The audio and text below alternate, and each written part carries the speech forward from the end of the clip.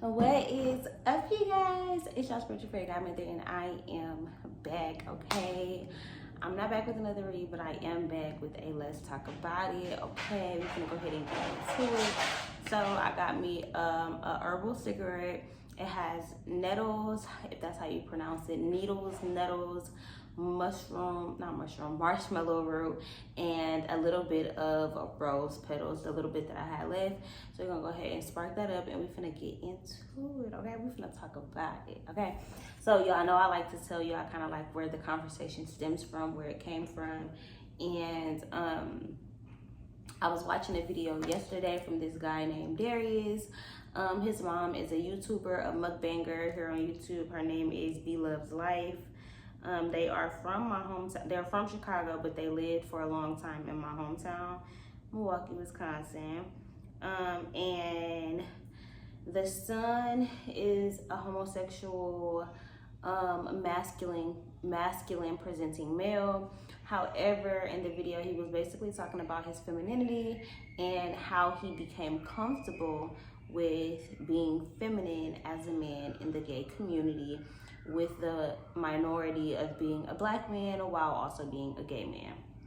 So yeah, that was the conversation. That's kind of where this topic came from, because he was talking about femininity, and he was like, I don't know where it came from, where, in the gay community, black men are seen as supposed to be masculine. Like, he said that he likes painting his nails, but because in the gay community he's kind of like shunned or looked at weird, it's like mask for mask, basically. They want you to be more masculine, right? So basically this topic is about like femininity and what that looks like for you, what that looks like for me. If you are a minority, a woman of color, if you have a disability, if you have anything about you that makes you unique, or that makes you stand out, put it in the comments, kind of like what your experience with femininity is. So he basically made a point of like femininity is a luxury, and like he basically, or his mom basically, felt like we don't really get the luxury to be, demure, right? Like white women, Asian women, even Latina women, like I feel like they all get to live in their soft girl eras, like. And this is just me talking from a black woman's perspective. So if you are a Afro-Latina woman, if you are Latin American, if you subscribe to another race, culture, ethnicity, anything like that, leave your point of view, leave your perception, or just viewpoint, like leave it down in the comments below, because I want to talk about it. This is an open and safe space for us to talk about it. So for me, I grew up, I had my dad. I know my dad, but we don't, like, it's not like a traditional father-daughter relationship. Like, I can't call him, like, I don't really know much about him. I barely know his birthday. Like, we don't have that kind of relationship, right? So for me, I didn't grow up like getting princess treatment like from my father. I grew up getting princess treatment from my mom for sure, but it's different from my mother. It's just, that's your mom. It's not really the same as being, or it's not really considered like princess treatment. Like that's something that a daddy and a daughter kind of share, just like a mommy and her king or her prince or whatever. So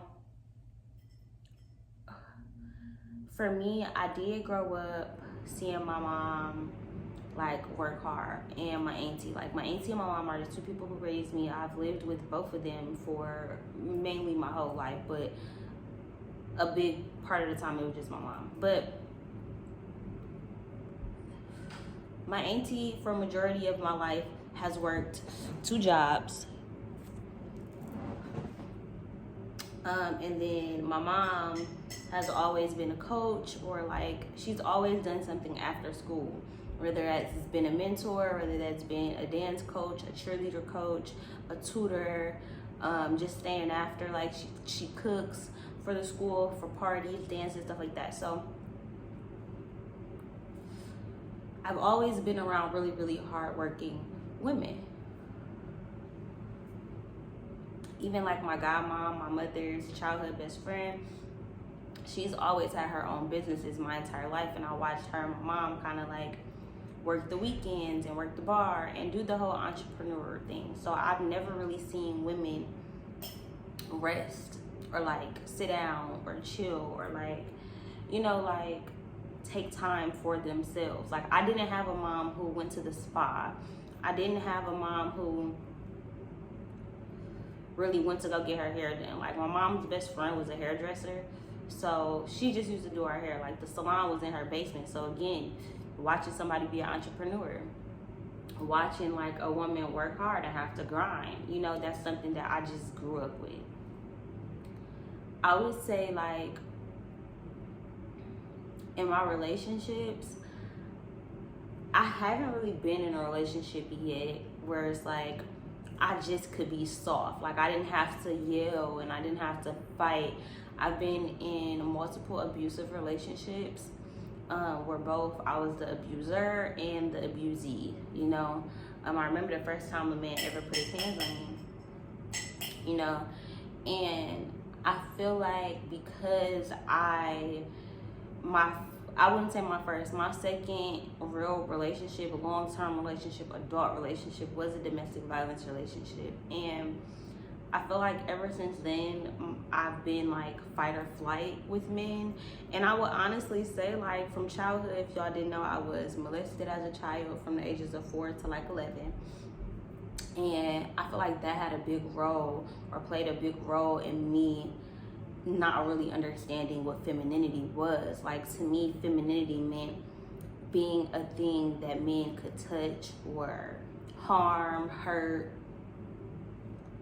have control over, have power over. Like I don't know where that thought came from in my mind, but it was always like you gotta play sleep or play dead, or just, you know, like you don't really have much power, so you just gotta fight or flight. My response was freeze. Like I would just be like, it is what it is, whatever is happening is happening, right? So I never felt the sense of just protection, or, you know, I never seen my mom laying in the bed and resting. Like my mom came home from school, she used to kind of go do her thing in the bathroom and then cook, you know, and it would take her hours to cook. Like, so even now, like my mama come home, she's a teacher, they get out at about 4:30. Mama still don't come home till like 7. She'd go to the grocery store at like 7:30, 8, realize she forgot something, and then it's like after the grocery store, I'm coming back home, now I gotta cook and I gotta clean up in order to cook. So it'd be a whole routine. So my mom is always going, constantly moving, like constantly moving. So as an adult, once I moved out her house, it was like I didn't have a relationship. Like it wasn't me and my man, it wasn't me and Kamaya's dad, it was just me. And I was paying bills, and I was a manager at the time, and rest only came on the weekends. And then it's like on the weekends, if my mom didn't have Kamaya, I'm not really resting. I'm being a mom. I breastfed for 2 whole years, 2.5 years. So on top of breastfeeding,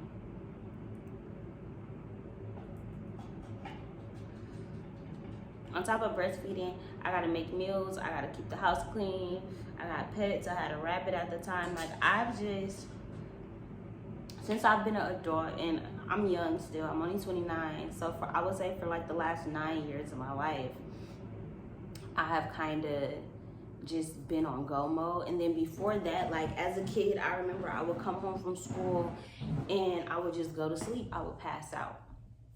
So to me, it was like resting was always my comfort, but it wasn't a good thing. Like I was exhausted from having to deal with people all day. Like people are draining, and at that age, I didn't know what that felt like. But I knew that after dealing with people, I needed time by myself. I needed time to kind of like recuperate my energy. So even as a young girl, I knew that I needed rest. I knew that I needed sleep, but I didn't know that it was okay to be doing that. Because as soon as my mom get home, I'm thinking like I'm up, I'm doing something, like I got stuff going on, like I'm not just chilling, you know, like I'm doing something. So I guess like after having my daughter, femininity to me was like getting my weave done. Like I always have my nails done and my toes done. I like being on Snapchat with some wine and just like looking pretty, like looking beautiful. And to me, looking pretty, looking beautiful, and having my hair and my nails done was femininity. Like I don't even think I ever really thought about it. Like, you know, like it's just I'm a woman, I'm a female, I'm feminine. But like coming into my spirituality and just like realizing the duality of like, even like in the journey of like, you know, seeking my husband and my husband seeking me, it's like I started to realize what it was that I wanted in a spouse, and I started to date myself. And I noticed that I was in masculine energy, like just on go all the time. And like, you know, like I just felt like because I was never in a relationship with a partner, like I've had boyfriends, but I never really had a partner. I felt like I was never really afforded the luxury of just living in my soft feminine energy. To me, as a 29-year-old woman, what I see femininity is as, I see it as creation. I see it as being able to take something that I'm giving, whether that's sperm and creating a baby, whether that's advice and putting it to action, whether that's my man giving me a plan, my man giving me some money, and me creating the whole household. Women and femininity, that energy itself is creation. That's why we have a womb. We literally have a sacred space for creation. We have nurture, we have emotions. Like, to me, being feminine is being able to tap into those emotions. Yes, masculine energies, they do it too, they should, you know, but the way that the world is, it's like, it's hyper fixated on men not having emotions. So like, as a feminine energy, I embrace being able to cry, being able to have a period, being able to purge my body, being able to detoxify my body and my body do it naturally. Realizing that as a feminine energy, so many things just come natural. Me feeding my child, wanting to pack my man a lunch, wanting to rub my man's back, wanting to pray for my man. Those are feminine things that I feel like come from nature. Like, I don't feel like I've been nurtured to do those things. I was. My mom was a very nurturing mother, very kapha mother. But at the same time, it is innately just in me. No, it's not in every feminine energy. It's not in every woman, or maybe some women have not had access to it or have not tapped into it. But for me specifically, you know, like, I'm realizing that being a woman isn't about cooking or cleaning, you know, but it is about creating a sattvic energy. It's about creating balance in the home. This is the sacred womb. Your home is where it's supposed to be, that amniotic fluid of just fluidity, of softness, of, you know, like comfort, the heaviness. You know, like, women are heavy. We got extra stuff. We got extra appendages. We have like extra love, extra. I don't know. Like, there's just a heaviness to the woman's energy. There's a power behind it, and I would pray that a man of color, especially, you know, would feel and speak the same light about the masculine energy. But I can't speak on it. I only know about the feminine energy. And I feel like as women, we sometimes don't even get the privilege to just be a woman. It's not even about being feminine, to just be a woman, you know, to be soft and have men protect us. in this day and age, I will say in my specific city, you know, because I can't speak for anybody else, but for me, living here, being in this environment, being this size, being a woman, I don't feel like I have the luxury of walking outside and I know that my black brother is going to open that door for me. Or if I was almost about to get hit for a car, that my black brother would reach his arm out for me. You know, like, I feel like innately those are things that we require. Like, we're the daintier, we're the smaller, softer, like, archetype. Like, that's just kind of like what it is. We are delicate. You know, like, we do have a certain purity, a certain essence, a certain ojas, a certain life force, you know, that is within us. And I feel like it has become a luxury to be soft. It has become a luxury to be in your feminine energy. Feminine energy is also resting and allowing things to come to you. When a woman is pregnant, when she's on her period, these are literally divine times of rest. Most women, they work until 30 weeks. That's your whole pregnancy. Then go right back to work after only 6 weeks. Most women experience their period at work. You know, so it's just like women are designed to rest. However, how many of us actually have the luxury of tapping into that? How many of us could be housewives and still don't feel like you have the luxury of spending the whole day in the bed? Soon as your man finna come home, soon as you know it's almost time for him to come home, you get to cleaning up, you get to feeling like I didn't do shit all day, whatever I've been doing, I haven't accomplished anything. You call in from work, you're not feeling feminine, you're not feeling sexy, you're not feeling your best self, you feeling some type of way, dang, I'm letting people down, I shouldn't have called in, I need that money, you know. So I don't know how it got there, but at some point, being in your feminine energy became a show. Like, and even like a gay men who are feminine presenting, it's like, it can't just be regular femininity. It has to be like over exaggerated. And this is not for everybody, and this is not to offend anybody, especially if you're watching me and you're a supporter of me. But the flamboyancy, sometimes it feels like a mockery being made of women, you know, and not drag or anything like that, but the over exaggeration of the hip being out, the this and the like certain things, like the super high pitched voice that's not your voice. Like, you can harbor and harness a feminine energy without plagiarizing it or without over exaggerating it. And you know, like, femininity isn't having an attitude. Femininity doesn't have to be being a bitch. You know, all these things that now being a woman is looked at. But it's like, if we're being real and if we're being honest, femininity has so many different layers. It has so many different intricate parts. It has so many different pieces to it that there is not one specific thing that femininity is, but it is all things. It is the essence of life. It's what the bringer of life. It is God's manifestation of what God can do. Gives us life. We are a visual representation of God-like energy. You know, femininity is being able to rest and receive, to be able to trust, to be able to have that divine woman's intuition, to be able to have that spiritual connection with the Lord, to be able to just tap in.